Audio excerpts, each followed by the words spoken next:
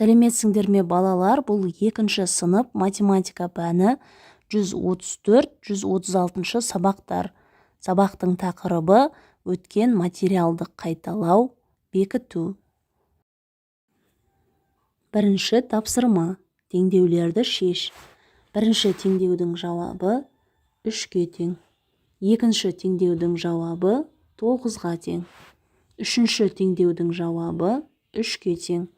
Төртінші теңдеудің жауабы 8-ге тең. Екінші тапсырма. Әріпті өрнектерді оқы және мәндерін тап. А нұсқасы 34-ке 9 бен А-ның көбейтіндісін қосу. Ондағы А тең 4-ке. Жазамыз 34 қосу 9 көбейту А-ның орнына 4-ті жазамыз. 34 қосу 9-ды 4-ке көбейткенде 36 болады. 34-ке 36-ны қосқанда 70 болады. Ә нұсқасы Б-дан 6 мен 5-тің көбейтіндісін азайту. Ондағы Б тең 90-ға. Б-ның орнына 90-ды жазамыз. Азайту 6 көбейту 5.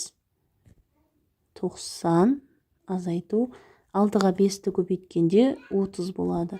90-нан 30-ды азайтамыз, 60 болады. Үшінші тапсырма. Алмастыр. Бірінші қосындыны көбейтіндімен алмастыру керек. 6 1-дің қосындысын 1 көбейту 6 деп жазамыз. Келесі 6 с-ның қосындысын с көбейту 6 деп жазамыз. Келесі көбейтіндіні қосындымен алмастыр. 2 көбейту 5. 2-ні өз-өзіне 5 рет қосамыз. 2 қосу 2, қосу 2, қосу 2, қосу 2. Келесі К көбейту 7. К-ны өзіне 7 рет қосамыз. К, қосу К, қосу К. 4 рет болды. 5 рет, 6 рет, 7 рет. Төртінші тапсырма. Берілген өрнектерден бір тура теңдік және бір тура теңсіздік құр. Бірінші тура теңдік құрамыз. 4 көбейту 5, азайту 2, көбейту 3. Тең 5 көбейту 4, азайту 3 көбейту 2. Келесі тура теңсіздік құрамыз. 4 көбейту, жақша ішінде 3 қосу 6, жақша жабылған бөлу 9. Келесі жағына 2 қосу 3, көбейту 4 бөлу 4. 3-ке 6-ны қосқанда 9 болады.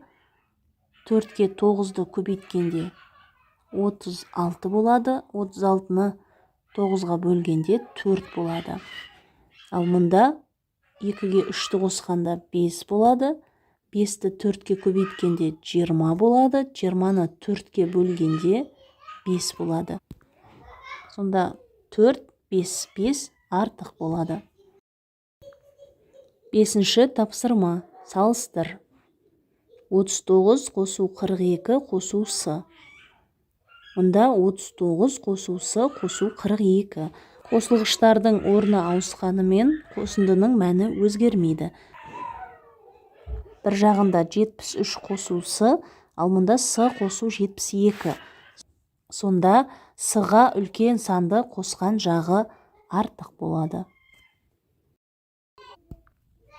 Алтыншы тапсырма. Есепті шығар. Қызы 8 жаста. Ол анасынан 4 есе жас. Анасы неше жаста? Оны анықтау үшін 8-ді 4-ке көбейтеміз. 32 болады.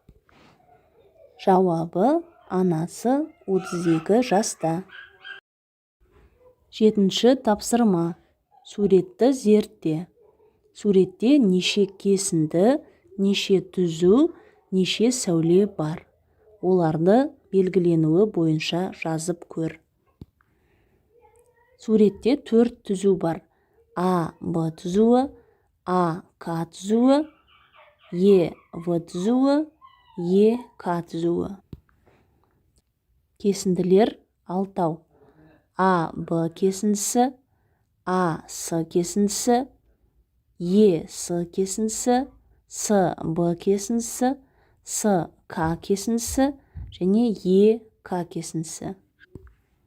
Сәулелер А сәулесі, Б, Е, К сәулесі. Әр нүктеден 2 сәуле басталады. Сонда жауабы 4 түзу, 6 кесінді, 8 сәуле бар.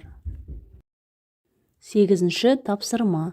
Үшбұрыштың, шаршының, тік төртбұрыштың, дөңгелектің модельдерін және олардың бөліктерінен композициялар құрастыр.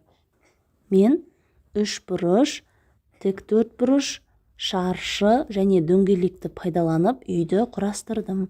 Өздеріңде осылай әртүрлі композициялар құрастырсаңдар болады. 9-шы тапсырма. Кестені толтыр. А 2 метрге, Б 5 метрге тең. А қосу Б-ны анықтаймыз. А қосу Б тең 2 метр қосу 5 метр. Тең 7 метр болады. 7 метр. Енді периметрін анықтаймыз. Тік төртбұрыштың периметрінің формуласы П тең А қосу Б көбейту 2. А 2 метрге тең, Б 5 метрге көбейту 2. 2-ге 5-ті қосқанда 7 болады. 7-ні 2-ге көбейткенде 14 метр болады. Периметрі 14 метр. 10-шы тапсырма. Кестені толтыр. Кестеде үшбұрыштың қабырғалары берілген. А қабырғасы 13 сантиметрге, Б қабырғасы 42 сантиметрге, С қабырғасы 36 сантиметрге тең. Периметрін анықтаймыз. Үшбұрыштың периметрінің формуласы П тең А қосу Б қосу С. А 13 сантиметрге,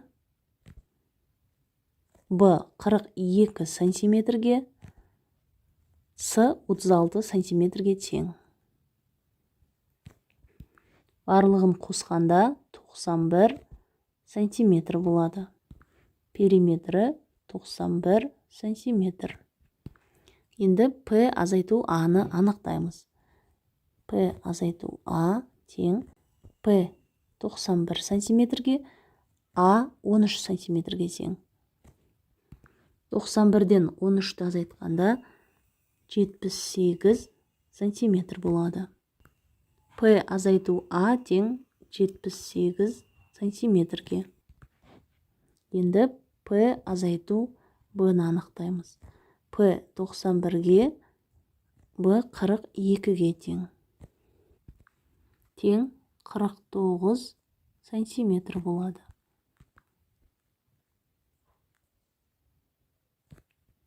Келесі П азайту С. П 91-ге азайту С 36 сантиметрге тең.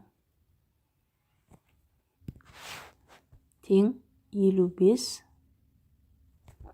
сантиметр болады.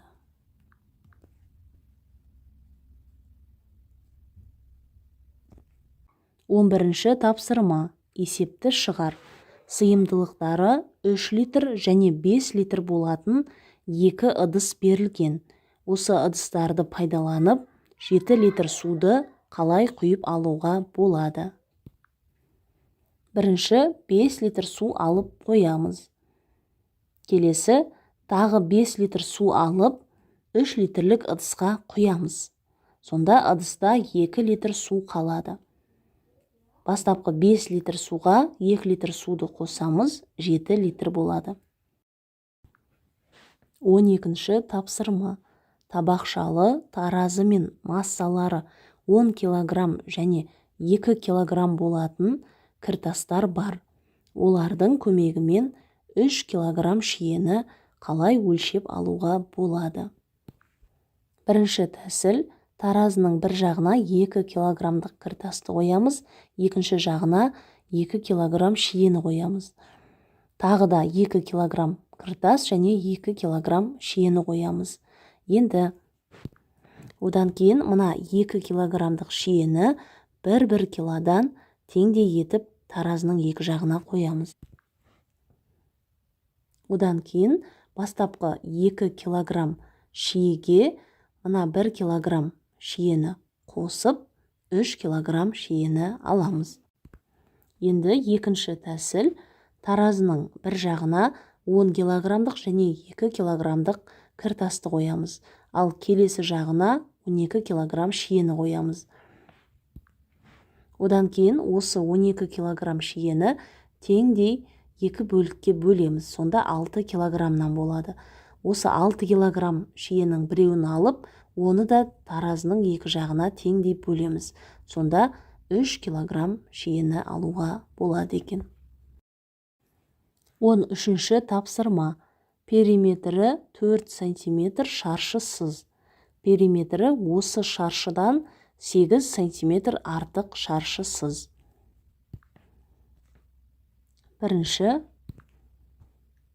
периметрі тең 4 см шаршы. Ең алдымен шаршының қабырғаларын анықтап аламыз. Шаршының периметрінің формуласы P тең А көбейту 4. Осы формуладан А-ны табамыз. А тең P бөлу 4 болады. Сонда P 4 сантиметрге, оны 4-ке бөлеміз, тең 1 сантиметр болады. Демек, бірінші шаршының қабырғаларының ұзындығы 1 сантиметрге тең. Қабырғаларының ұзындығы 1 сантиметр шаршы. Енді периметрі осы шаршыдан 8 сантиметр артық шаршы сызамыз. Бірінші шаршының периметрі 4 сантиметр, оған 8 сантиметрді қосамыз. Сонда 12 сантиметр болады. Демек, екінші шаршының периметрі 12 сантиметр. Шаршының қабырғаларын анықтау үшін А тең периметрін 4-ке бөлеміз. 12-ні 4-ке бөлеміз. Тең 3 сантиметр болады. Сонда қабырғаларының ұзындығы 3 сантиметр шаршы сызамыз. Балалар, осымен бүгінгі сабақ аяқталды. Сабақ түсінікті болса, міндетті түрде осы видеоға лайк басып, каналға тіркеліп алуды ұмытпаңдар.